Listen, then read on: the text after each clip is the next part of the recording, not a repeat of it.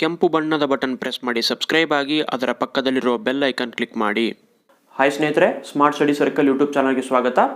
ಸ್ನೇಹಿತರೆ, ಇಂದಿನ ವಿಡಿಯೋದಲ್ಲಿ ನಾವು ನಮ್ಮ ಭಾರತದ ರಾಷ್ಟ್ರಪತಿಗಳ ಚುನಾವಣೆ ಹೇಗೆ ನಡೆಯುತ್ತೆ ಮತ್ತು ನಮ್ಮ ಭಾರತದ ರಾಷ್ಟ್ರಪತಿಗಳನ್ನು ಯಾರು ಆಯ್ಕೆ ಮಾಡುತ್ತಾರೆ ಹಾಗೂ ನಮ್ಮ ಭಾರತದ ರಾಷ್ಟ್ರಪತಿಗಳನ್ನು ಹೇಗೆ ತೆಗೆದು ಹಾಕಬಹುದು ಮತ್ತು ಇನ್ನಿತರೆ ಮಾಹಿತಿಗಳು ಆದಂತಹ ಪ್ರಪೋರ್ಷನಲ್ ರಿಪ್ರೆಸೆಂಟೇಷನ್ ಸಿಸ್ಟಮ್ ಆಗಿರಬಹುದು ಮತ್ತು first pass the post system ಅಂತ ಬರುತ್ತೆ, ಹಾಗೂ ಸೀಕ್ರೆಟ್ ಬ್ಯಾಲೆಟ್ ಅಂತ ಬರುತ್ತೆ, ಹಾಗೂ ಸಿಂಗಲ್ ಟ್ರಾನ್ಸ್ಫರೇಬಲ್ ವೋಟ್ ಅಂತ ಇವೆಲ್ಲವೂ ಬಹಳ ಒಂದು ಟರ್ಮಿನಾಲಜಿ ಬರುತ್ತೆ. ಇವುಗಳನ್ನು ಎಲ್ಲವನ್ನ ಇಂದಿನ ತರಗತಿಯಲ್ಲಿ ನಿಮಗೆ ಹೇಳ್ತೀನಿ. ಅದಕ್ಕೂ ಮೊದಲು ನಮ್ಮ ಚಾನಲ್ಗೆ ಯಾರು ಸಬ್ಸ್ಕ್ರೈಬ್ ಆಗಿಲ್ಲ ಸಬ್ಸ್ಕ್ರೈಬ್ ಮಾಡ್ಕೊಳ್ಳಿ ಮತ್ತು ಅದರ ಪಕ್ಕದಲ್ಲಿ ಕಾಣ್ತಾ ಇರುವಂತಹ ಬೆಲ್ ಐಕಾನ್ ಅನ್ನು ಕ್ಲಿಕ್ ಮಾಡಿ ಮತ್ತು ಈ ವಿಡಿಯೋಗೆ ತಪ್ಪದೇ ಒಂದು ಲೈಕ್ ಕೊಡಿ. ಸ್ನೇಹಿತರೆ, ಮೊದಲನೇದಾಗಿ ರಾಷ್ಟ್ರಪತಿ ಅನ್ನೋದು ಎಲ್ಲಿ ಬರುತ್ತೆ ಸಂವಿಧಾನದಲ್ಲಿ ಅಂದರೆ ನೋಡಿ, part 5 of the Indian constitution ನಲ್ಲಿ ಏನನ್ನ ಹೇಳುತ್ತಂದ್ರೆ union executive. Okay, union executive ಬಗ್ಗೆ ಪಾರ್ಟ್ 5 ಮಾತಾಡುತ್ತೆ. ಅಂದ್ರೆ ಭಾಗ 5ರಲ್ಲಿ ಒಂದು ಒಕ್ಕೂಟದ ಕಾರ್ಯಾಂಗದ ಬಗ್ಗೆ ಇದು ಮಾತಾಡುತ್ತೆ. ಸೆಂಟ್ರಲ್ ಗವರ್ಮೆಂಟ್ನ ಒಂದು ಒಕ್ಕೂಟದ ಕಾರ್ಯಾಂಗ ವ್ಯವಸ್ಥೆಯ ಬಗ್ಗೆ ಪಾರ್ಟ್ 5ರಲ್ಲಿ, ಪಾರ್ಟ್ 5 ಅಂದರೆ ಸಂವಿಧಾನದ 52ನೇ ವಿಧಿಯಿಂದ 78ನೇ ವಿಧಿಯವರೆಗೆ ಪಾರ್ಟ್ 5 ಕವರ್ ಆಗುತ್ತೆ. ಸೊ ಇದರಲ್ಲಿ ಸುಮಾರು 52ರಿಂದ 61 ಅಥವಾ 61ರವರೆಗೆ ರಾಷ್ಟ್ರಪತಿಗಳ ಬಗ್ಗೆ ಇದರಲ್ಲಿ ತಿಳಿಸ್ಕೊಡುತ್ತೆ. ಓಕೆ, ಈಗ ನಾವು ಕಂಪ್ಲೀಟ್ ಆಗಿ ರಾಷ್ಟ್ರಪತಿಯವರ ಚುನಾವಣೆ ಬಗ್ಗೆ ಡೈರೆಕ್ಟ್ ಆಗಿ ಚಾಪ್ಟರ್ಗೆ ಹೋಗೋಣ. ಉಳಿದಂತೆ ರಾಷ್ಟ್ರಪತಿಯವರ ಮಾಹಿತಿಗಳು ಏನೇನಿದೆ ಮುಂದಿನ ಚಾಪ್ಟರ್ಗಳಲ್ಲಿ ಕವರ್ ಮಾಡ್ತಾ ಬರೋಣ. ಇದು ಒಂದು ಹಾಟ್ ಟಾಪಿಕ್ ಆಗಿರೋದ್ರಿಂದ ಕೇವಲ ರಾಷ್ಟ್ರಪತಿಗಳ ಚುನಾವಣೆ ಮತ್ತು ಅವರ ಇಂಪೀಚ್ಮೆಂಟ್ ಪ್ರೊಸೆಸ್ಸು ಅಥವಾ ಅವರ ಮಹಾಭಿಯೋಗ ಅಂತ ಏನು ಕರಿತೀರಿ ಹಾಗೂ ಅವರನ್ನು ಆಯ್ಕೆ ಮಾಡುವಂಥ ವಿಧಾನಗಳನ್ನು ಇಷ್ಟನ್ನೇ ಈ ಒಂದು ತರಗತಿಯಲ್ಲಿ ಕಲಿಯೋಣ. ಮೊದಲನೇದಾಗಿ ಸ್ನೇಹಿತರೆ, ನಿಮಗೆಲ್ಲ ಗೊತ್ತೇ ಇದೆ, ಈ ಒಂದು ಯೂನಿಯನ್ ಎಕ್ಸಿಕ್ಯೂಟಿವ್ನಲ್ಲಿ ಟೋಟಲ್ ಆಗಿ ಯಾರು ಬರ್ತಾರೆ ಅಂದರೆ, ಮೊದಲನೇದಾಗಿ ಯೂನಿಯನ್ ಎಕ್ಸಿಕ್ಯೂಟಿವ್ ಕನ್ಸಿಸ್ಟ್ ಆಫ್, ಮೊದಲನೇದು ಪ್ರೆಸಿಡೆಂಟ್. ಓಕೆ, ಪ್ರೆಸಿಡೆಂಟ್ ಕೆಳಗಡೆ ವೈಸ್ ಪ್ರೆಸಿಡೆಂಟ್, ಅವರ ಅಂಡರ್ ಅಂದರೆ ಓಕೆ ಇವೆಲ್ಲ ಒಂದು ಹಂತ ಹಂತವಾಗಿರುತ್ತೆ. ಮೂರನೇದು ಪ್ರೈಮ್ ಮಿನಿಸ್ಟರ್, ನಾಲ್ಕನೇದು ಕೌನ್ಸಿಲ್ ಆಫ್ ಮಿನಿಸ್ಟರ್ಸ್ ಅಥವಾ ಮಂತ್ರಿಮಂಡಲ, ಐದನೇದು attorney general of India. Okay, ನೋಡಿ CAG ಎಲ್ಲ ಕನ್ಫ್ಯೂಸ್ ಆಗಬೇಡಿ, ಅಟಾರ್ನಿ ಜನರಲ್ ಆಫ್ ಇಂಡಿಯಾ ಇವರು ಯೂನಿಯನ್ ಎಕ್ಸಿಕ್ಯೂಟಿವ್ನಲ್ಲಿ ಬರ್ತಾರೆ. ಆಮೇಲೆ ಪ್ರೆಸಿಡೆಂಟ್, ನಮ್ಮ ಭಾರತದ ರಾಷ್ಟ್ರಪತಿಗಳು ಭಾರತದ ಮೊಟ್ಟ ಮೊದಲ ಪ್ರಜೆಯಾಗಿದ್ದಾರೆ. ಇವರು ನಮ್ಮ ಭಾರತದ ರಾಜ್ಯಗಳ ಒಂದು ಒಕ್ಕೂಟದ ಒಂದು ಅಧ್ಯಕ್ಷರಾಗಿರ್ತಾರೆ.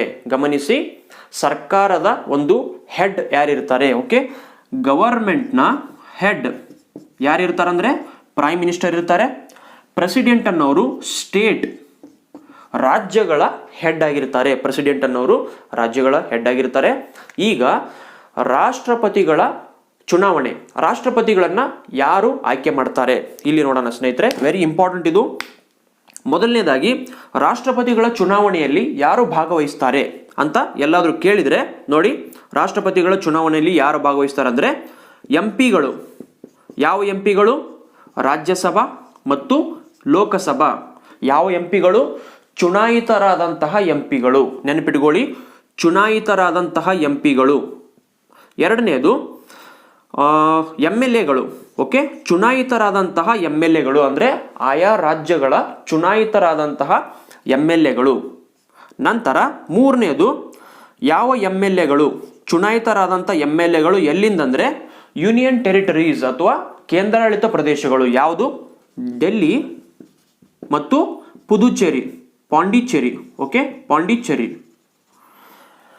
ನೋಡಿ ಸ್ನೇಹಿತರೆ, ಇನ್ನೊಮ್ಮೆ ಹೇಳ್ತೀನಿ, ರಾಷ್ಟ್ರಪತಿಗಳ ಚುನಾವಣೆಯಲ್ಲಿ ಯಾರು ಭಾಗವಹಿಸ್ತಾರೆ ಅಂದರೆ ಕೇಂದ್ರದಲ್ಲಿ ಇರುವಂತಹ ಲೋಕಸಭೆ ಮತ್ತು ರಾಜ್ಯಸಭೆಯಲ್ಲಿ ಇರುವಂತಹ ಚುನಾಯಿತರಾದಂತಹ ಸದಸ್ಯರು, ನಾಮನಿರ್ದೇಶಿತರಲ್ಲ, ಚುನಾಯಿತರಾದಂತಹ ಸದಸ್ಯರು ಲೋಕಸಭೆ ಮತ್ತು ರಾಜ್ಯಸಭೆಗಳಲ್ಲಿ ಇರುವವರು ರಾಷ್ಟ್ರಪತಿ ಚುನಾವಣೆಯಲ್ಲಿ ಭಾಗವಹಿಸ್ತಾರೆ. ನಂತರ ರಾಜ್ಯಗಳಲ್ಲಿ ಇರುವಂತಹ ಲೆಜಿಸ್ಲೇಟಿವ್ ಅಸೆಂಬ್ಲಿಗಳೇನಿವೆ, ವಿಧಾನಸಭೆಗಳೇನಿವೆ, ಈ ವಿಧಾನಸಭೆಗಳಲ್ಲಿ ಇರುವಂತಹ ಚುನಾಯಿತ ಸದಸ್ಯರು ಮಾತ್ರ, ಓಕೆ, ನಾಮನಿರ್ದೇಶಿತ ಸದಸ್ಯರಲ್ಲ, ಚುನಾಯಿತ ಸದಸ್ಯರು ಮಾತ್ರ ಭಾಗವಹಿಸ್ತಾರೆ. ನಂತರ ದೆಹಲಿ ಮತ್ತು ಪುದುಚೇರಿಯಲ್ಲಿ ಇರುವಂತಹ ವಿಧಾನಸಭೆಗಳಲ್ಲಿನ ಚುನಾಯಿತ ಸದಸ್ಯರು ಮಾತ್ರ, ಅಂದ್ರೆ MLAಗಳು, ಚುನಾಯಿತ MLAಗಳು ಮಾತ್ರ ರಾಷ್ಟ್ರಪತಿಯವರ ಒಂದು ಚುನಾವಣೆಯಲ್ಲಿ ಭಾಗವಹಿಸ್ತಾರೆ, ನೆನಪಿಟ್ಕೊಳ್ಳಿ. ಆಮೇಲೆ ಯಾರು ಭಾಗವಹಿಸಲ್ಲ, ಈ ಒಂದು ಇಲೆಕ್ಷನ್ ಅಲ್ಲಿ ಯಾರು ಭಾಗವಹಿಸಲ್ಲ ಅಂದ್ರೆ ನೋಡಿ, ಈ MP ಗಳಲ್ಲಿ ನಾಮನಿರ್ದೇಶಿತ ಸದಸ್ಯರಿರ್ತಾರೆ, ಅಂದ್ರೆ ರಾಷ್ಟ್ರಪತಿಯವರಿಂದ ನಾಮನಿರ್ದೇಶನಗೊಂಡಿರ್ತಾರೆ. ಯಾರಂದ್ರೆ ನೋಡಿ, ರಾಜ್ಯಸಭೆಯಲ್ಲಿ 12 ಜನರು ನಾಮನಿರ್ದೇಶನಗೊಂಡಿರ್ತಾರೆ. ಲೋಕಸಭೆಯಲ್ಲಿ 2, ಯಾರಂದ್ರೆ ಆಂಗ್ಲೋ ಇಂಡಿಯನ್ನರನ್ನು ಒಂದು ರಾಷ್ಟ್ರಪತಿಯವರು ನಾಮನಿರ್ದೇಶನ ಮಾಡಿರ್ತಾರೆ. ಆದರೆ ಗಮನಿಸಿ, ಲೋಕಸಭೆಯಲ್ಲಿ ಇರುವಂತಹ ಆಂಗ್ಲೋ ಇಂಡಿಯನ್ನರನ್ನ 104ನೇ ಸಾಂವಿಧಾನಿಕ ತಿದ್ದುಪಡಿಯ ಮೂಲಕ ಇದನ್ನ ತೆಗೆದು ಹಾಕಲಾಗಿದೆ. ಗೊತ್ತಾಯ್ತಾ? ನೋಡಿ, 126ನೇ ಮಸೂದೆ, ಓಕೆ, ಸಾಂವಿಧಾನಿಕ ಮಸೂದೆ 126, ಆದರೆ ತಿದ್ದುಪಡಿ 104ನೇ ಒಂದು ಕಾಯ್ದೆಯಲ್ಲಿ ಈ ಒಂದು ಆಂಗ್ಲೋ ಇಂಡಿಯನ್ನರನ್ನ ನಾಮನಿರ್ದೇಶನ ಮಾಡೋದನ್ನ ತೆಗೆದು ಹಾಕಲಾಗಿದೆ. ಎಲ್ಲಿ? Both central and state government, ಅಂದ್ರೆ ರಾಜ್ಯಗಳಲ್ಲಿ ನಾಮನಿರ್ದೇಶನ ಏನು ಮಾಡ್ತಾ ಇದ್ರು ಆಂಗ್ಲೋ ಇಂಡಿಯನ್ ಕಮ್ಯುನಿಟಿಗಳನ್ನ, ಮತ್ತು ಕೇಂದ್ರದಲ್ಲಿ ಏನು ಒಂದು ಆಂಗ್ಲೋ ಇಂಡಿಯನ್ ಕಮ್ಯುನಿಟಿಗಳು ಲೋಕಸಭೆಯಲ್ಲಿ 2ರನ್ನ ನೇಮಕ ಮಾಡ್ತಾ ಇದ್ರು. 104ನೇ ಸಾಂವಿಧಾನಿಕ ತಿದ್ದುಪಡಿ ಒಂದು ಕಾಯ್ದೆಯ ಮೂಲಕ ಇದನ್ನ ರದ್ದು ಮಾಡಲಾಗಿದೆ.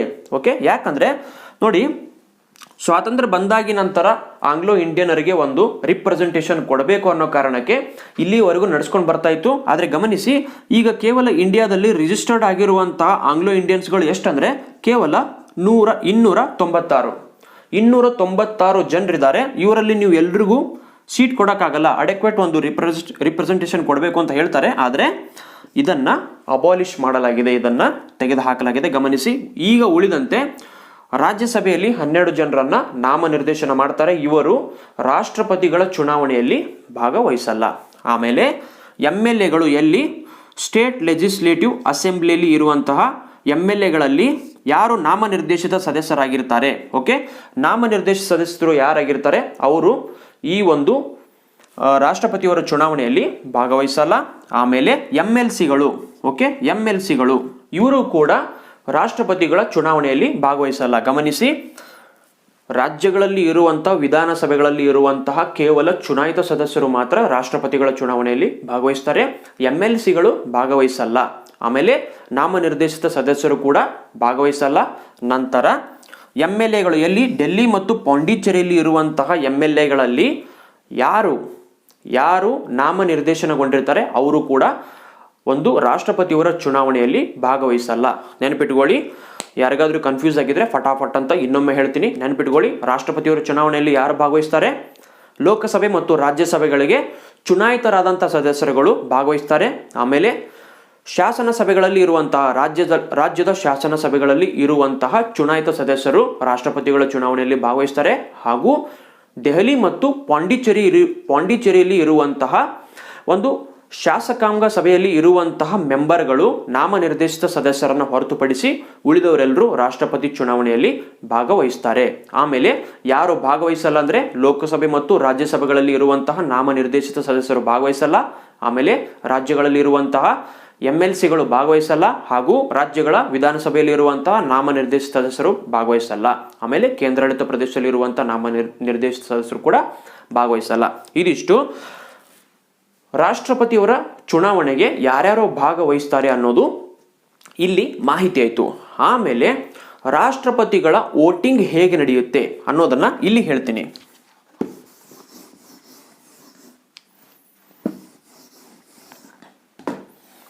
ಓಕೆ, ನೋಡಿ, ಮೊದಲು MLAಗಳಿಂದ ತಳದಿಂದ ಬರೋಣ, ಮೇಲ್ಗಡೆ ಸೆಂಟರ್ ಕಡೆ ಸ್ಟೇಟ್ಗಳಿಂದ ಹೋಗೋಣ. ಓಕೆ, ಸ್ಟೇಟ್ಗಳಲ್ಲಿ ನೋಡಿ, ಸ್ಟೇಟ್ಗಳಲ್ಲಿ MLAಗಳು, ಈ ಒಬ್ಬ MLAಯ ಓಟಿನ ವ್ಯಾಲ್ಯೂವನ್ನ ಹೇಗೆ ನಿರ್ಧಾರ ಮಾಡ್ತಾರೆ ಅಂದ್ರೆ ನೋಡಿ, ಒಬ್ಬ MLAಯ ಓಟಿನ ವ್ಯಾಲ್ಯೂವನ್ನ ಹೇಗೆ ನಿರ್ಧಾರ ಮಾಡ್ತಾರೆ?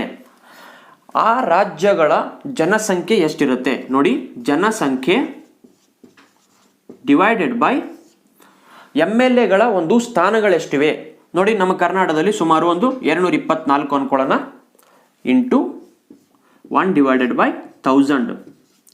ಇದನ್ನ ಮಾಡಿದರೆ ಒಂದು MLA ಓಟಿನ ಮೌಲ್ಯ ಎಷ್ಟು ಅನ್ನೋದು ಇದರಲ್ಲಿ ತಿಳಿದು ಬರುತ್ತೆ. ಓಕೆ, ಒಂದು MLA ಓಟಿನ ಮೌಲ್ಯ. ನಂತರ ಕೇಂದ್ರದಲ್ಲಿ ಓಕೆ ಸೆಂಟರ್ನಲ್ಲಿ ಒಬ್ಬ ಒಂದು ಎಂ ಪಿಯ ವೋಟ್ನ ವ್ಯಾಲ್ಯೂ ಎಷ್ಟು ಓಕೆ ಎಂ ಪಿ ವೋಟ್ನ ವ್ಯಾಲ್ಯೂ ಎಷ್ಟಿರುತ್ತಂದ್ರೆ ನೋಡಿ, ಈ ಎಲ್ಲ ರಾಜ್ಯಗಳ ಮತ್ತು ಕೇಂದ್ರಾಡಳಿತ ಪ್ರದೇಶಗಳ ಎಮ್ ಎಲ್ ಎಗಳು ಏನಿರ್ತಾರೆ ಅವರ ಒಂದು ಏನು ಬಂದಿರುತ್ತೆ, ಎಲ್ಲ ಎಮ್ ಎಲ್ ಎಗಳ ವ್ಯಾಲ್ಯೂ ಏನು ಬಂದಿರುತ್ತೆ, ಎಲ್ಲರ ಎಮ್ ಎಲ್ ಎಗಳ ವ್ಯಾಲ್ಯೂವನ್ನು ಸೇರಿಸಿ ನೋಡಿ, ಒಟ್ಟು ಎಮ್ ಎಲ್ ಎಗಳ ಮೊತ್ತ ಡಿವೈಡೆಡ್ ಬೈ ನೋಡಿ ರಾಜ್ಯಸಭೆ ಮತ್ತು ಲೋಕಸಭೆಗಳಲ್ಲಿ ಇರುವಂತಹ ಇವರ ಸೀಟ್ಗಳು ನೋಡಿ, ರಾಜ್ಯಸಭೆಗಳಲ್ಲಿ ಸುಮಾರು 145 ಪ್ಲಸ್ ಲೋಕಸಭೆಯಲ್ಲಿ 543 ಡಿವೈಡೆಡ್ ಬೈ ಇದು ಆಯಿತು ಇಷ್ಟೇ. ಓಕೆ, ಇದನ್ನು ಡಿವೈಡ್ ಮಾಡಿದರೆ ಒಬ್ಬ ಎಂ ಪಿಯ ವೋಟಿನ ಮೌಲ್ಯ ಎಷ್ಟು ಅನ್ನೋದು ತಿಳಿದು ಬರುತ್ತೆ. ಇವೆಲ್ಲವನ್ನ ತಗೊಂಡಾಗ ಇಲೆಕ್ಟರಲ್ ಕೋಟಾ ಎಷ್ಟಿರುತ್ತಂದ್ರೆ ವ್ಯಾಲಿಡ್ ವೋಟ್ಸ್ ಎಷ್ಟು ಪೋಲ್ ಆಗಿರುತ್ತೆ, ಅಲ್ಲಿ ನೋಡಿ ರಾಷ್ಟ್ರಪತಿಯವರ ಚುನಾವಣೆಯಲ್ಲಿ ವ್ಯಾಲಿಡ್ ವೋಟ್ಸ್ ಎಷ್ಟು ಪೋಲ್ ಆಗಿರುತ್ತೆ ಅದರ ಡಿವೈಡೆಡ್ ಬೈ 2 ಮಾಡಿ ಪ್ಲಸ್ 1 ಮಾಡಿದರೆ ಇದು ಇಲೆಕ್ಟರಲ್ ಕೋಟಾ ಆಗುತ್ತೆ. ಈಗ ನೆಕ್ಸ್ಟ್ ಸ್ನೇಹಿತರೆ, ಪ್ರಪೋರ್ಷನಲ್ ರಿಪ್ರೆಸೆಂಟೇಷನ್ ಮತ್ತು ಸಿಂಗಲ್ ಟ್ರಾನ್ಸ್ಫರೇಬಲ್ ವೋಟ್ ಅಂತ ಕರೀತಾರೆ ನೋಡಿ. Proportional representation versus first past the post system.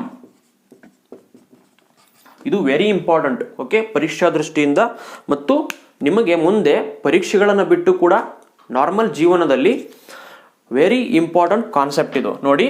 Proportional representation system ಅಂದರೆ ಏನು ಮತ್ತು first past the post system ಅಂದರೆ ಏನು ಗಮನಿಸಿ. First past the post system ಅನ್ನೋದು ಎಲ್ಲಿ ಬಳಕೆ ಇದೆ ಅಂದರೆ ಸಾರ್ವತ್ರಿಕ ಚುನಾವಣೆಗಳಲ್ಲಿ ಅಥವಾ ಈ ಎಮ್ ಎಲ್ ಎ ಮತ್ತು ಎಂ ಪಿಗಳ ಇಲೆಕ್ಷನ್ನಲ್ಲಿ ನಾವು first past the post system ಅನ್ನು ಬಳಸ್ತೀವಿ. ಏನಿದು first past the post system ಅಂದರೆ ನೋಡಿ, ಇಲ್ಲಿ ಏನಿದು ಅಂದರೆ ನೀವು ಮತಗಟ್ಟೆಗಳಿಗೆ ಹೋಗಿ ವೋಟನ್ನು ಹಾಕ್ತೀವಿ, ಡೈರೆಕ್ಟಾಗಿ ಎಮ್ ಎಲ್ ಎಗಳಿಗೆ ವೋಟನ್ನು ಹಾಕ್ತೀವಿ. ಆಮೇಲೆ ನೋಡಿ, ಎಕ್ಸ್ ಅನ್ನೋನು ಒಬ್ಬ ಇರ್ತಾನೆ, ವೈ ಅನ್ನೋನು ಇರ್ತಾನೆ, ಝಡ್ ಅನ್ನೋನು ಇರ್ತಾನೆ. ಓಕೆ, ಇವರಿಗೆ ನಾವೆಲ್ಲ ವೋಟ್ ಹಾಕಿದಾಗ ಒಬ್ಬನಿಗೆ 200 ವೋಟ್ಗಳು ಬಂದು, ಇನ್ನೊಬ್ಬನಿಗೆ 300 ವೋಟ್ಗಳು, ಇನ್ನೊಬ್ಬನಿಗೆ 305 ವೋಟ್ಗಳು. ನೋಡಿ, ಫಸ್ಟ್ ಪಾಸ್ಟ್ ಪೋಸ್ಟ್ ದಿ ಸಿಸ್ಟಮ್ನಲ್ಲಿ ಹೇಗಿರುತ್ತೆ ಸಿಸ್ಟಮ್ ಅಂದರೆ ಬಹುಮತ ಪಡೆದಂಥ ವ್ಯಕ್ತಿ ಜಯಶಾಲಿ ಆಗ್ತಾನೆ. ನೋಡಿ, ಇಲ್ಲಿ 200, 300, 305 ಇಲ್ಲಿ 5 ಒಂದು ವೋಟ್ಗಳನ್ನು ಜಾಸ್ತಿ ಪಡೆದಿರೋದ್ರಿಂದ ಝಡ್ ಅನ್ನೋನು ಜಯಶಾಲಿ ಆಗ್ತಾನೆ. ಇದು first past the post system. ಇದನ್ನು ಸಾರ್ವತ್ರಿಕ ಚುನಾವಣೆಗಳಾದಂಥ ಈ ಒಂದು ಎಂ ಪಿ ಇಲೆಕ್ಷನ್ ಆಗಿರ್ಬೋದು ಅಥವಾ ಎಮ್ ಎಲ್ ಎ ಇಲೆಕ್ಷನಲ್ಲಿ ನಾವು ನಾರ್ಮಲ್ ಆಗಿ ಈ ಮೆಥಡನ್ನು ಯೂಸ್ ಮಾಡ್ತೀವಿ. ಆದರೆ ಪ್ರಪೋರ್ಷನಲ್ ರಿಪ್ರೆಸೆಂಟೇಷನ್ ಸಿಸ್ಟಮನ್ನು ಕೇಂದ್ರದಲ್ಲಿ ಒಂದು ರಾಜ್ಯಸಭೆಯಲ್ಲೂ ಮಾಡ್ತೀವಿ ಮತ್ತು ಈ ರಾಷ್ಟ್ರಪತಿಗಳ ಚುನಾವಣೆಯಲ್ಲೂ ಕೂಡ ಇದನ್ನು ಮಾಡ್ತೀವಿ. ಈಗ ನಾವು ರಾಷ್ಟ್ರಪತಿಯವರ ಚುನಾವಣೆ ಬಗ್ಗೆ ಮಾತಾಡ್ತಾ ಇರೋದ್ರಿಂದ ಕೇವಲ ರಾಷ್ಟ್ರಪತಿಯವರ ಬಗ್ಗೆ ಒಂದು ಫೋಕಸ್ ಮಾಡಿ ಈ ಒಂದು ಚಾಪ್ಟರ್ನ ಇಲ್ಲಿ ಡೀಲ್ ಮಾಡೋಣ. ಇನ್ನೊಂದು ಹೇಳೋದು ಮರೆತೆ ನಿಮಗೆ, ಏನಂದರೆ ರಾಷ್ಟ್ರಪತಿಯವರ ಚುನಾವಣೆ ಇನ್ಡೈರೆಕ್ಟ್ ಇಲೆಕ್ಷನ್ ಅಂತ ಕರೀತಾರೆ. ಅಂದರೆ ಡೈರೆಕ್ಟ್ ಇಲೆಕ್ಷನ್ ಮತ್ತು ಇನ್ಡೈರೆಕ್ಟ್ ಇಲೆಕ್ಷನ್. ಡೈರೆಕ್ಟ್ ಇಲೆಕ್ಷನ್ ಅಂದರೆ ನಾವೇ ಪ್ರಜೆಗಳೇ ಸ್ವತಃ ರಾಷ್ಟ್ರಪತಿಗಳಿಗೆ ವೋಟ್ ಹಾಕೋದನ್ನು ಡೈರೆಕ್ಟ್ ಇಲೆಕ್ಷನ್ ಅಂತ ಕರೀತಾರೆ. ಹಾಗೂ ಇನ್ಡೈರೆಕ್ಟ್ ಇಲೆಕ್ಷನ್ ಅಂದರೆ ನಾವು ಎಮ್ ಎಲ್ ಎಗಳನ್ನು ಆರಿಸಿ ಕಳಿಸ್ತೀವಿ, ಆಮೇಲೆ ಎಂ ಪಿಗಳನ್ನು ಆರಿಸಿ ಕಳಿಸ್ತೀವಿ.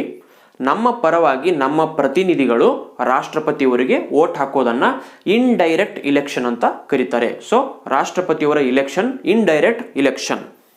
ಈಗ ರಾಷ್ಟ್ರಪತಿಯವರ ಚುನಾವಣೆಯಲ್ಲಿ ಪ್ರಪೋರ್ಷನಲ್ ರಿಪ್ರೆಸೆಂಟೇಷನ್ ಸಿಸ್ಟಮ್ ಅನ್ನು ನಾವು ಬಳಸ್ತೀವಿ. ಏನಿದು ಪ್ರಪೋರ್ಷನಲ್ ರಿಪ್ರೆಸೆಂಟೇಷನ್ ಸಿಸ್ಟಮ್ ಅಂದರೆ ಎ ಬಿ ಸಿ ಡಿ ಅನ್ನೋರು ಇಲೆಕ್ಷನ್ಗೆ ನಿಂತಿರ್ತಾರೆ. ಎಲ್ಲಿ?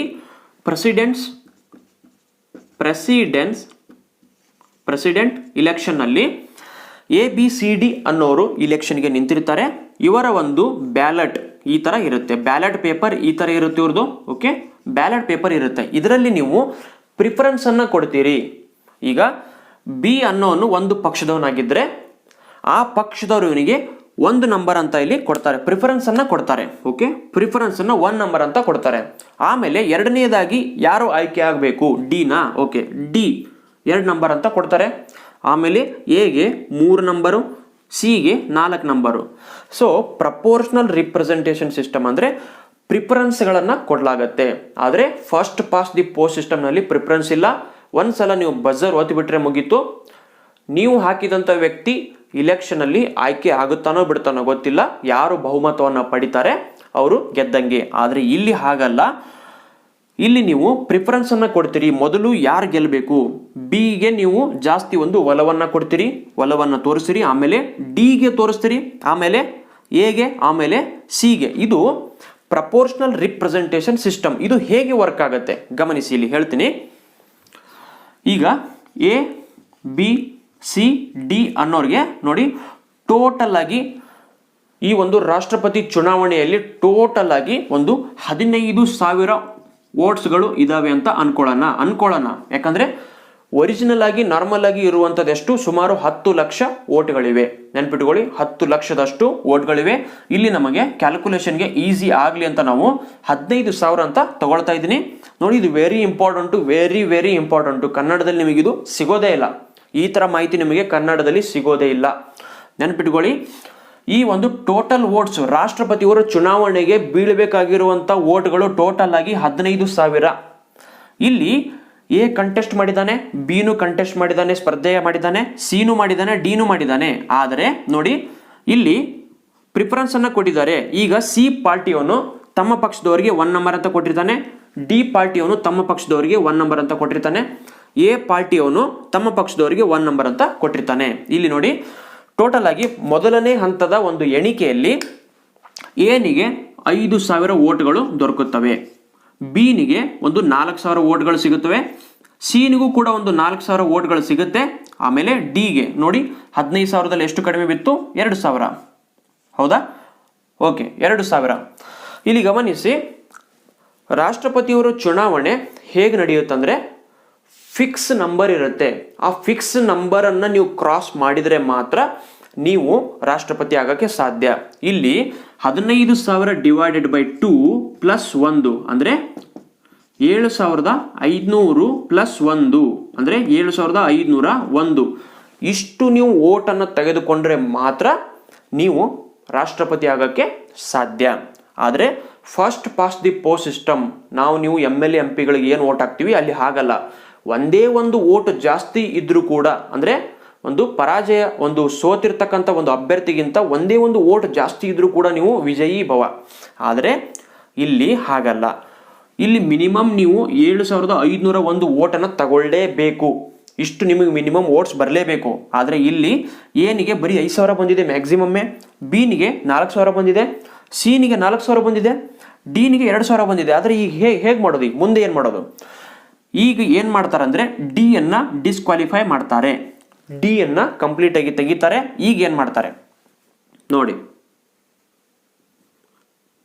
ಡಿ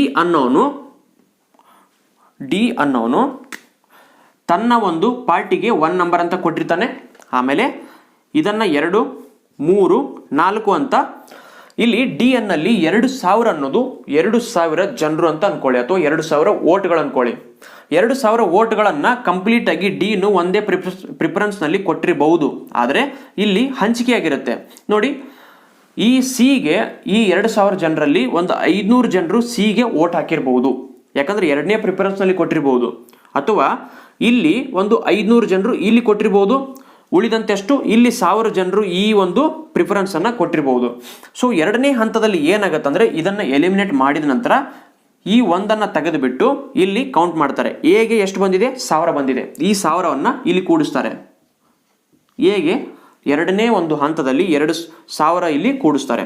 ಬಿಗೆ 5,000 ಬಂದಿದೆ, 500 ಬಂದಿದೆ, ಸಿಗೂ ಕೂಡ 500 ಬಂದಿದೆ. ಸೊ ಇದೇ ತರ ಮಾಡ್ತಾ ಹೋದಾಗ ಇಲ್ಲಿ ಮತ್ತೆ 6,000 ಆಯ್ತು, 7,501 ಆಗಲಿಲ್ಲ. ಆವಾಗ ಏನು ಮಾಡ್ತಾರೆ, ಮತ್ತೆ ಇದನ್ನು ಎಲಿಮಿನೇಟ್ ಮಾಡ್ತಾರೆ. ಎಲಿಮಿನೇಟ್ ಮಾಡಿದಾಗ ಈ ಪಕ್ಷದವರು ಮೊದಲನೇ ಪ್ರಿಫರೆನ್ಸ್ ಆಗಿ ಇವ್ರಿಗೆ ಕೊಟ್ಟಿರ್ತಾರೆ. ಇಲ್ಲಿ ನೆನಪಿಡಿ, ಈಗ ನಾವು ಮೊದಲನೇ ಸಲ ಎಲಿಮಿನೇಟ್ ಮಾಡಿದಾಗ 2ನೇ ಪ್ರಿಫರೆನ್ಸ್ ಅನ್ನು ತಗೊಳ್ತಾ ಇದ್ವಿ. ಆದರೆ ನೀವು 3ನೇದನ್ನ ಎಲಿಮಿನೇಟ್ ಮಾಡಿದಾಗ ಮೂರನೇ ಪ್ರಿಫರೆನ್ಸ್ ಅನ್ನ ತಗೊಳ್ತೀರಿ. ಇವೆಲ್ಲ ಫಸ್ಟ್ ಮತ್ತು ಸೆಕೆಂಡ್ ಅನ್ನ ಬಿಡ್ತೀರಿ. ಮೂರನೇ ಪ್ರಿಫರೆನ್ಸ್ ಅಲ್ಲಿ ಯಾವುದು ಕೊಟ್ಟಿರ್ತಾರೆ ಅದನ್ನ ತಗೊಂಡು ಇಲ್ಲಿ ಹಂಚಿಕೆ ಮಾಡಿದಾಗ ಇವರಿಬ್ಬರಲ್ಲಿ ಒಬ್ರು 7501ಕ್ಕಿಂತ ಜಾಸ್ತಿ ವೋಟ್ ಬೀಳುತ್ತೆ. ಸೊ ಇಲ್ಲಿ ಅಡ್ವಾಂಟೇಜ್ ಏನಂದ್ರೆ ನಿಮ್ಮ ವೋಟ್ಗಳು ವೇಸ್ಟ್ ಆಗೋದಿಲ್ಲ. ವೇಸ್ಟ್ ಅಂದ್ರೆ ನೀವು ಹಾಕಿದಂಥ ವೋಟ್ಗಳು ಕಂಪ್ಲೀಟ್ ಆಗಿ ಯಾರಿಗೋ ಒಬ್ಬರಿಗೆ ಹೆಲ್ಪ್ ಆಯಿತು. ಆದರೆ MLA ಮತ್ತು ನಮ್ಮ MP ಇಲೆಕ್ಷನ್ ಅಲ್ಲಿ ಏನಾಗುತ್ತೆ ಅಂದ್ರೆ, ಫಾರ್ ಎಕ್ಸಾಂಪಲ್ BJP ಮತ್ತು ಕಾಂಗ್ರೆಸ್ ಅನ್ಕೊಳ್ಳಿ. ಈಗ ನೀವು ಕಾಂಗ್ರೆಸ್ನವರಾಗಿದ್ದು BJPಗೆ ನೀವು ವೋಟ್ ಹಾಕಿರಲ್ಲ, ಹೌದಾ? BJPಗೆ ನೀವು ವೋಟ್ ಹಾಕದೇ ಇರುವಾಗ BJP ಅಭ್ಯರ್ಥಿ ಗೆದ್ರು ಅಂತ ಅನ್ಕೊಳ್ಳಿ. BJP ಅಭ್ಯರ್ಥಿ ಗೆದ್ದಾಗ ನೀವು ಕಾಂಗ್ರೆಸ್ನವರು JDSನವರು ವೋಟ್ ಹಾಕಿರ್ತೀರಿ ಅಭ್ಯರ್ಥಿಗಳಿಗೆ, ನಿಮ್ಮ ಅಭ್ಯರ್ಥಿಗಳಿಗೆ. ವೇಸ್ಟ್, ವೋಟ್ಗಳೆಲ್ಲ ವೇಸ್ಟು. ಯಾಕಂದ್ರೆ BJP ಅವರಿಗೆ ಹಾಕಿದಂಥ ವೋಟ್ಗಳು ವರ್ಕ್ ಆದು, ಅವರ ಒಂದು ವೋಟ್ಗಳು ವರ್ಕ್ ಆದು, ಅವ್ರು ಗೆದ್ರು. ಆದರೆ ಕಾಂಗ್ರೆಸ್ನವರು ಹಾಕಿದಂಥ ಅಭ್ಯರ್ಥಿಗಳು ಸೋತಿರೋದ್ರಿಂದ ಅವರಿಗೆ ಯಾವುದೇ ಒಂದು ರಿಪ್ರೆಸೆಂಟೇಷನ್ ಸಿಗಲಿಲ್ಲ. ಸೊ ಅವರು ಸೋತರು, ಮನೆಗೆ ಹೋದ್ರು. ಸೊ ಇಲ್ಲಿ ವೇಸ್ಟ್, ಒಂದು ವೋಟ್ಗಳು ವೇಸ್ಟ್ ಆಯಿತು. ಆದರೆ ಈ ಪ್ರಪೋರ್ಷನಲ್ ರಿಪ್ರೆಸೆಂಟೇಷನ್ ಸಿಸ್ಟಮ್ನಲ್ಲಿ ವೋಟ್ಗಳು ವೇಸ್ಟ್ ಆಗೋದಿಲ್ಲ. ಸೊ ಏನು ಮಾಡ್ತಾರೆ ಅಂದರೆ, ಎಷ್ಟೋ ಕಡೆ ವಾದಗಳಿವೆ. ಏನಂದರೆ ಈ ಫಸ್ಟ್ ಪಾಸ್ಟ್ ದಿ ಪೋಸ್ಟ್ ಸಿಸ್ಟಮನ್ನು ಬಿಟ್ಟು ಪ್ರಪೋರ್ಷನಲ್ ರಿಪ್ರೆಸೆಂಟೇಷನ್ ಅನ್ನು ತರಬೇಕು ಅಂತ ಹೇಳ್ತಾರೆ. ಆದರೆ ಇಲ್ಲಿ ಮೆರಿಟ್ಗಳು ಕೂಡ ಇವೆ ಹಾಗೂ ಡಿಮೆರಿಟ್ಗಳು ಕೂಡ ಇವೆ. ಏನು ಮೆರಿಟ್ಗಳು ಮತ್ತು ಡಿಮೆರಿಟ್ಗಳು ಏನಂದ್ರೆ, ಮೊದಲು ಡಿಮೆರಿಟ್ ಅನ್ನು ನೋಡೋಣ. ಈ ಪ್ರಪೋರ್ಷನಲ್ ರಿಪ್ರೆಸೆಂಟೇಷನ್ ಸಿಸ್ಟಮ್ ನಮ್ಮ ಭಾರತಕ್ಕೆ ಒಂದು ಹೊಂದಾಣಿಕೆ ಆಗೋದಿಲ್ಲ. ಯಾಕಂದ್ರೆ ಫಸ್ಟ್ ಆಫ್ ಆಲ್ ಇದು ವೆರಿ ಕನ್ಫ್ಯೂಸಿಂಗ್. ನಮ್ಮ ಸಾಮಾನ್ಯ ಜನರಿಗೆ ಇದು ಅರ್ಥ ಆಗಲ್ಲ. ನೋಡಿ ಎಷ್ಟು ಕಾಂಪ್ಲಿಕೇಟ್ ಇದೆ ಅಂದ್ರೆ, ಇದು ಒಬ್ಬರು ಎಲಿಮಿನೇಟ್ ಆದ್ಮೇಲೆ ಇವ್ರಿಗೆ ಹಂಚಿಕೆ ಆಗುತ್ತೆ, ಇವ್ರು ಎಲಿಮಿನೇಟ್ ಆದ್ರೆ ಇವ್ರಿಗೆ ಹಂಚಿಕೆ ಆಗುತ್ತೆ. MLA ಎಲೆಕ್ಷನ್ ಅಲ್ಲಿ ಎಷ್ಟು ಜನ ನಿಂತಿರ್ತಾರೆ? ಮಿನಿಮಮ್ 20 ಜನ, 30 ಜನ, 40 ಜನ ಕಂಟೆಸ್ಟ್ ಮಾಡಿರ್ತಾರೆ ಎಲೆಕ್ಷನ್ಗೆ. ಅವರೆಲ್ಲ ಎಲಿಮಿನೇಟ್ ಮಾಡ್ತಾ ಮಾಡ್ತಾ ಮಾಡ್ತಾ ಮಾಡ್ತಾ ಇಲ್ಲಿಗೆ ಬರೋಷ್ಟರಲ್ಲಿ ಫುಲ್ ಕನ್ಫ್ಯೂಸಿಂಗ್ ಇರುತ್ತೆ. ಸೊ ಹೀಗಾಗಿ ಕನ್ಫ್ಯೂಷನ್ ಇರೋದ್ರಿಂದ ಇದು ನಮ್ಮ ಜನರಿಗೆ ಒಂದು ಒಳ್ಳೆಯದಲ್ಲ. ಇದರ ಒಂದು ಡಿಮೆರಿಟ್ ಇನ್ನೊಂದೇನೆಂದರೆ, ಈ ಒಂದು ಫಸ್ಟ್ ಪಾಸ್ಟ್ ಪೋಸ್ಟ್ ಸಿಸ್ಟಮ್ ಇರೋದ್ರಿಂದ ಡಿಮೆರಿಟ್ ಏನಂತಂದ್ರೆ, ನೋಡಿ ಈಗ ಸಣ್ಣ ಪುಟ್ಟ ಒಂದು ಪಕ್ಷಗಳಿರುತ್ತೆ. ಯಾವುದು? ಪ್ರಜಾಕೀಯ ಅಂತ ಅನ್ಕೊಳ್ಳಿ ನಾವು. ಓಕೆ, ಪ್ರಜಾಕೀಯ ಒಂದು ಪಕ್ಷ ಇದೆ. ಈ ಪ್ರಜಾಕೀಯ ಪಕ್ಷಕ್ಕೆ ಒಟ್ಟಾರೆಯಾಗಿ ಕರ್ನಾಟಕದಲ್ಲಿ 1,00,000 ವೋಟ್ಗಳು ಬಂದಿವೆ. 1,00,000 ವೋಟ್ಗಳು ಬಂದಿವೆ. ಆದರೆ ಇವರ ಯಾವುದೇ ಅಭ್ಯರ್ಥಿಯು ಗೆದ್ದಿರೋದಿಲ್ಲ. ನೆನ್ಪಿಟ್ಕೊಳ್ಳಿ, ಯಾವುದೇ ಅಭ್ಯರ್ಥಿ ಗೆದ್ದಿರೋದಿಲ್ಲ. ಆದರೆ ಪ್ರಜಾಕೀಯ ಪಕ್ಷ 1,00,000 ವೋಟ್ಗಳನ್ನು ಪಡೆದುಕೊಂಡಿದೆ. ಅದಕ್ಕೆ ಅಷ್ಟು ಸಾಮರ್ಥ್ಯ ಇದೆ. ಆದರೆ ಇಲ್ಲಿ ಯಾವುದೇ ಒಂದು ಅಭ್ಯರ್ಥಿ ಗೆಲ್ಲದೇ ಇರೋ ಕಾರಣಕ್ಕೆ ಇವರ ಒಂದು ರಿಪ್ರೆಸೆಂಟೇಷನ್ ಅಲ್ಲಿ ಹೋಗಲಿಲ್ಲ, ಇವರ ಪ್ರತಿನಿಧಿ ಸರ್ಕಾರದಲ್ಲಿ ಹೋಗಲಿಲ್ಲ. ಆದರೆ 1,00,000 ಜನರ ಬಯಕೆ ಪ್ರಜಾಕೀಯ ಪಕ್ಷ ಅಧಿಕಾರದಲ್ಲಿ ಇರಬೇಕು ಅಂತ ಇತ್ತು.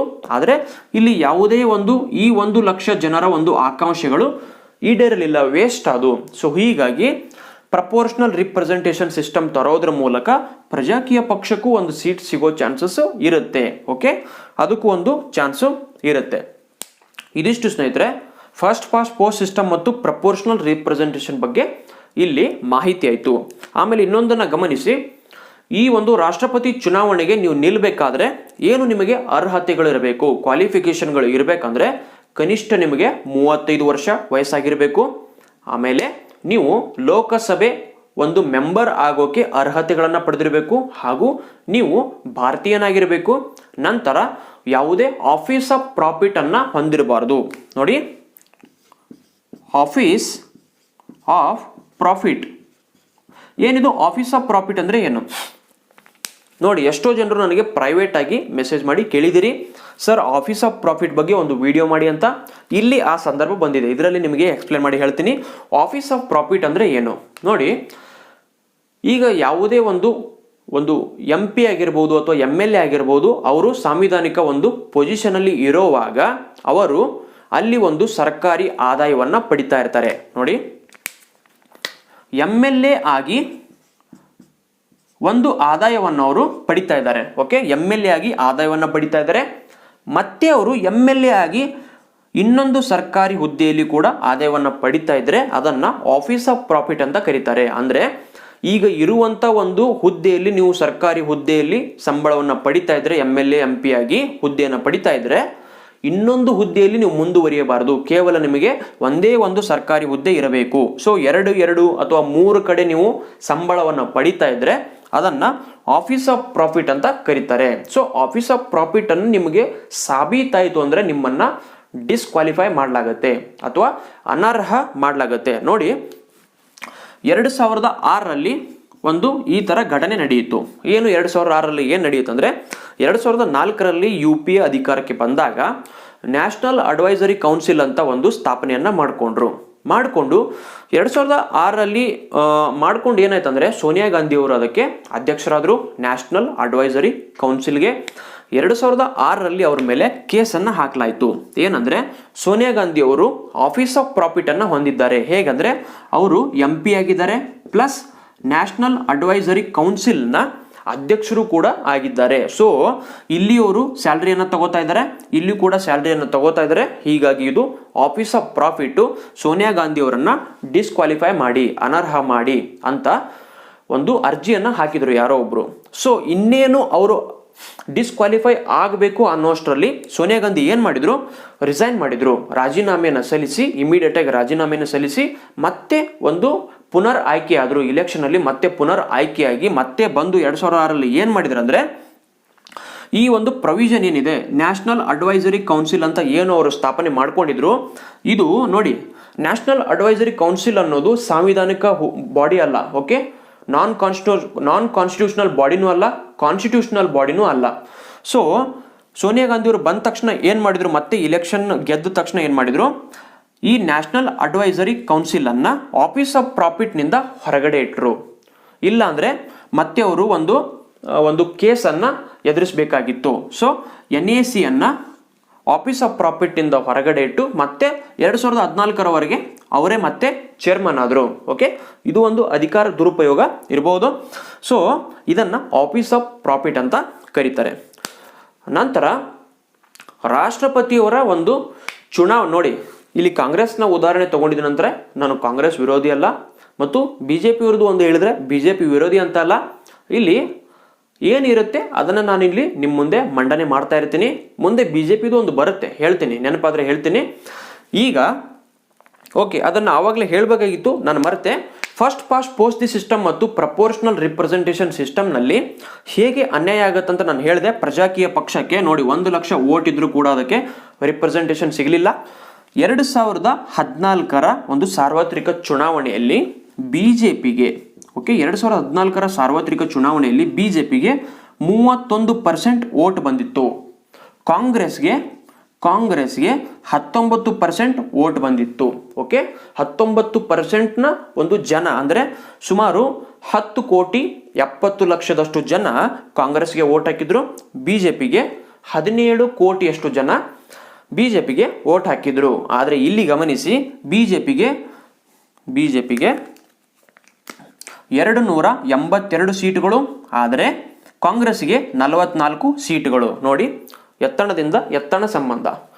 BJP 31% ವೋಟ್ಗಳನ್ನು ಇಟ್ಕೊಂಡು 282 ಸೀಟ್ಗಳನ್ನು ಪಡೆದಿತ್ತು. ಆದರೆ ಕಾಂಗ್ರೆಸ್ಗೆ ಒಂದು ಪಾಪ್ಯುಲರ್ ವೋಟು 19% ಇದ್ರೂ ಕೂಡ ಅದಕ್ಕೆ ಆವರೇಜ್ ಆಗಿ ಸುಮಾರು ಒಂದು 150ಕ್ಕಿಂತ ಹೆಚ್ಚು ಸೀಟುಗಳು ಸಿಗಬೇಕಾಗಿತ್ತು, ಆದರೆ ಕೇವಲ 44 ಸಿಕ್ತು. ಸೊ ಇದಕ್ಕಾಗಿ ಈ ಪ್ರಪೋರ್ಷನಲ್ ಈ first past the post system ಏನಿದೆ ಇದು ಇಲ್ಲಿ ಹೊಡೆತ ಕೊಡ್ತೀವಿ ಇವರಿಗೆ. ಯಾಕಂದರೆ ನೋಡಿ ಇಷ್ಟು ಒಂದು ವೋಟ್ಗಳನ್ನು ಇಟ್ಕೊಂಡು ಇವರು ಜಾಸ್ತಿ ಸೀಟುಗಳನ್ನು ಗೆದ್ರು.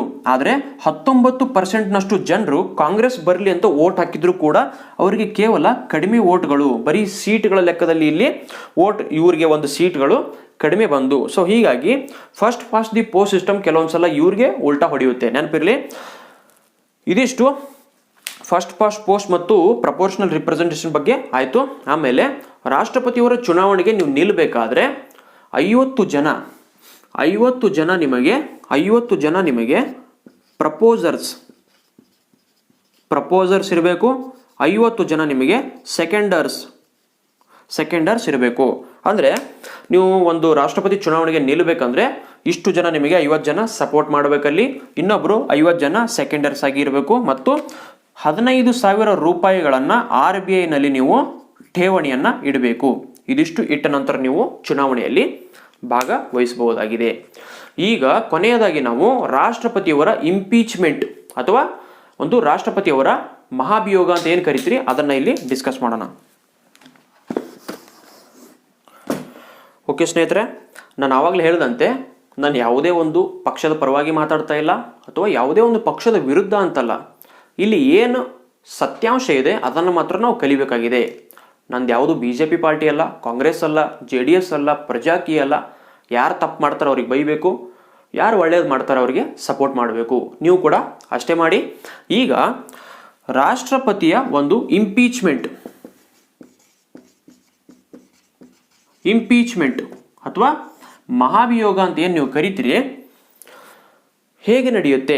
ಓಕೆ, ಮೊದಲನೇದಾಗಿ ರಾಷ್ಟ್ರಪತಿಯವರನ್ನು ಹೇಗೆ ತೆಗೆದುಹಾಕಬಹುದು ಅಥವಾ ಹೇಗೆ ಇಳಿಸಬಹುದು ಅಂದರೆ, ಮೊದಲನೇದಾಗಿ ರಾಷ್ಟ್ರಪತಿಯವರು ತಾವಾಗಿಯೇ ಸ್ವಯಂ ಪ್ರೇರಿತವಾಗಿ ಉಪರಾಷ್ಟ್ರಪತಿಯವರಿಗೆ ತಮ್ಮ ರೆಸಿಗ್ನೇಷನ್ ಲೆಟರ್ ಅನ್ನ ಕೊಡಬಹುದು. ನೆನಪಿಟ್ಕೊಳ್ಳಿ, ರಾಷ್ಟ್ರಪತಿಯವರು ಪ್ರಧಾನಮಂತ್ರಿ ಕೊಡಲ್ಲ ಮತ್ತು ಈ ಸುಪ್ರೀಂ ಕೋರ್ಟ್ ಮುಖ್ಯ ನ್ಯಾಯಮೂರ್ತಿ ಕೊಡಲ್ಲ. ರಾಷ್ಟ್ರಪತಿಯವರು ಉಪರಾಷ್ಟ್ರಪತಿಗೆ ತಮ್ಮ ರಾಜೀನಾಮೆ ಪತ್ರವನ್ನ ಕೊಡ್ತಾರೆ.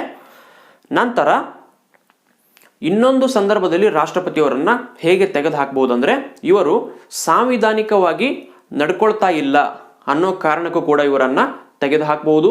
ಸೊ ಸಾಂವಿಧಾನಿಕ ಕಾರಣವಾಗಿ ನಡ್ಕೊಳ್ತಾ ಇಲ್ಲ, ಸಾಂವಿಧಾನಿಕವಾಗಿ ಹೇಗೆ ನಡ್ಕೊಳ್ಬೇಕು ಅನ್ನೋದನ್ನ ಅಲ್ಲಿ ಕೊಟ್ಟಿಲ್ಲ, ಆದರೆ ಸುಮ್ಮನೆ ಒಂದು ಟರ್ಮ್ ಅನ್ನ ಬರೆದಿದ್ದಾರೆ. ಇವರು ಕಾನ್ಸ್ಟಿಟ್ಯೂಷನಲ್ ಆಗಿ ಇವರು ನಡ್ಕೊಳ್ತಾ ಇಲ್ಲ, ಕಾನ್ಸ್ಟಿಟ್ಯೂಷನ್ ಅನ್ನ ವೈಲೇಟ್ ಮಾಡಿದ್ದಾರೆ ಅಥವಾ ಸಂವಿಧಾನವನ್ನು ಇವರು ಉಲ್ಲಂಘನೆ ಮಾಡಿದ್ದಾರೆ ಅನ್ನೋ ಕಾರಣ ಇಟ್ಕೊಂಡು ಕೂಡ ಇವರನ್ನ ತೆಗೆದು ಹಾಕಬಹುದು. ಹೇಗೆ ತೆಗೆದು ಹಾಕಬಹುದು ನೋಡಿ, ಲೋಕಸಭೆ ಮತ್ತು ರಾಜ್ಯಸಭೆ ಇವೆರಡರಲ್ಲಿ ಒಂದರಲ್ಲಿ, ರಾಜ್ಯಸಭೆ ಅಂತಾನೆ ಇಟ್ಕೊಳ್ಳೋಣ. ಓಕೆ, ರಾಜ್ಯಸಭೆಯಲ್ಲಿ ಮೊಟ್ಟ ಮೊದಲು ಈ ರಾಷ್ಟ್ರಪತಿಯವರನ್ನ ಇಂಪೀಚ್ಮೆಂಟ್ ಮಾಡಬೇಕಾಗಿದ್ರೆ, ಅವರನ್ನ ತೆಗೆದು ಹಾಕಬೇಕಾಗಿದ್ರೆ, ಮೊದಲು ಅಲ್ಲಿರುವಂತಹ 1/4 ಮೆಂಬರ್ಸು ಏನು ಮಾಡ್ಬೇಕಂದ್ರೆ, ಒಂದು 14 ದಿನಗಳ ನೋಟಿಸ್ ಅನ್ನ ರಾಷ್ಟ್ರಪತಿಯವರಿಗೆ ಕಳಿಸಬೇಕು.